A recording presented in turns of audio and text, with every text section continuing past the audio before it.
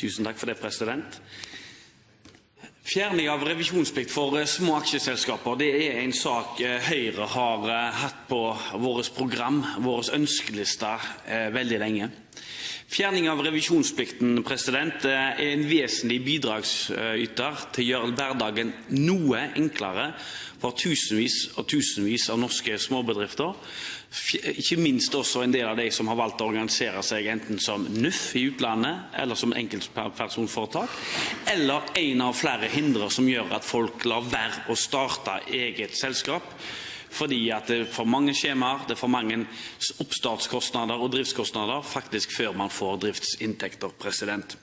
Derfor er dette en god dag for småbedriftene, og det er en bra dag at regjeringen for en gang selv også gjør sånn som Høyre ønsker, og Høyre har etterlyst lenge, og revisorutvalget, NOU-utvalget, har jo foreslått dette siden 2008, og president, det var dermed på høy tid at saken ble fremmet for Stortinget.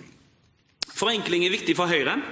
Et enklere Norge med færre skjemaer, det er en vesentlig faktor for at gründere og småbedrifter skal trives og videreutvikle seg, og dermed skape vekst for hele Norge. Det å fjerne revisjonsplikten for småbedrifter med under 5 millioner i omsetning, færre enn 10 ansatte, som vi gjør i dag, og selvfølgelig krav til balansen, og også i forhold til at generalforsamling og styre får et også ansvar.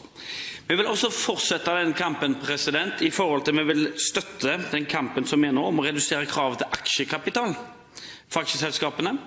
Det har vært et forslag om å redusere den til 30 000. Det synes Høyre er en god idé. Vi har også vært med på flere forslag også i dag, president, i forhold til å redusere kravet for oppbevaring av regnskapsbilag. Og vi ser, president, at NOU-en som denne saken bygger på, ramser opp 80 særattestasjonskrav som småbedriftene har, som for øvrig også regjeringen er inne på at man må ha en ny gjennomgang av nå, for å gjøre det noe enklere. President, for Høyre er det også viktig å ha en økt satsing på elektroniske løsninger via Altinn og andre ting, sånn at blant annet at det også har den kapasiteten som er nødvendig når næringslivet skal ta. Høyre har tidligere også fremmet et forslag om å innføre regelråd etter svensk modell for å gjøre det noe mer brysomt for byråkratiet å komme opp med gode forslag til nye regler, og vi tror kanskje et regelråd, president, ville stoppe det famøse baderomsforslaget til de rødgrønne regjeringen, hvor man altså må ha 20 skjemaer for å bytte i flis på badet sitt. Bedrifter som har hatt generalforsamling før loven iverksettes, altså rimelig snart, altså første kvartal 2011, kan måtte ha ny generalforsamling for å slippe revisjonsplikt, selv om de vedtar dette før loven trer i kraft. Vi har bedt i merknadsform og ber regjeringen ta høyde for dette, sånn at dobbeltarbeid unngås, og intensjonen i lovforslaget, president, ivaretas, nemlig at dette skal være en reell forenkling. Ansvarlige selskaper med omsetning under 5 millioner er i dag fritatt for revisjonsplikt, men plikten inntreffer hvis det er flere enn 5 eiere, eller om det for eksempel er ulike AS-er som eier ANS-et. Dette er foreslått av NOU-en at også disse, president, skal få unntak for revisjonsplikten, fordi de oppfyller intensjonene om mindre enn 5 millioner kroner i omsetning, balansekravet er oppfølgt, og tilsvarende i forhold til ansatte. Det er en vanlig organisasjonsform i landbruket, særlig i skogbruk, og til og med Justisdepartementet, president, har foreslått å oppheve revisjonsplikten for disse.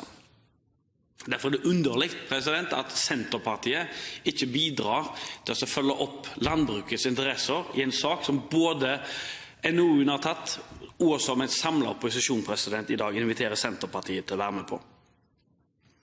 Det som er litt verre for oss, president, det er at når departementet og finansministeren og næringsministeren lanserte dette, så skulle dette gjelde 137 000 selskaper. Så kommer det altså etter hvert at morselskaper, til og med morselskaper som ikke har noen andre oppgaver enn å eie aksjer i et annet selskap, per definisjon ingen annen aktivitet, får plikt om revisjonsplikt. Dermed så får de en økt kostnad, og det betyr altså at du har 17 000 morselskaper, og logisk nok så har jo de minst et datterselskap. Og dermed så får du et mageplask, sånn som Høyre ser det, i forhold til hvordan regjeringen gjør det. 31% færre bedrifter enn det regjeringen opplyser i proposisjonen får ikke fritak for revisjonsplikten, og det er ikke godt nok, og derfor har Høyre med på forslag for å ivareta også disse. Jeg tar med dette opp de forslagene Høyre er med på. De forslagene er tatt opp tidligere, men vil allikevel bli behandlet på ordinær måte. Og da det blir replikkordskifte, så representanten kan holde seg her. Og første replikant Ingrid Heggø.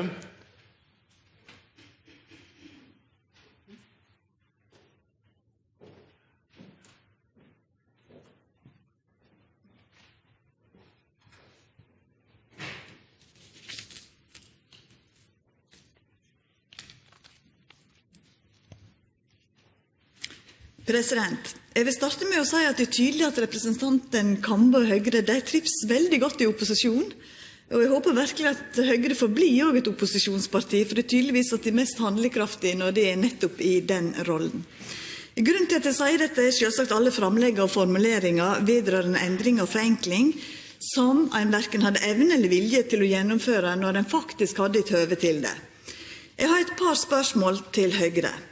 Hvorfor slik hastverk med å ta bort revisjonsplikta også for moderselskap at en ikke kan avvente til evaluering og utgreiing av blant annet forholdet vedrørende fysiske personer som majoritetseiere, morselskap i konsern, samt eventuelle konsekvenser og utviding, endring av regnskapsplikt? Det andre spørsmålet går på at Høyre tydeligvis ikke fornøyd med de forenklingsgrepene vi gjør, så jeg undres, hva egentlig Høyre sine krav vedrørende forenkling? Det er kjekt å registrere at Arbeiderpartiet synes Høyre er handlekraftig i opposisjon.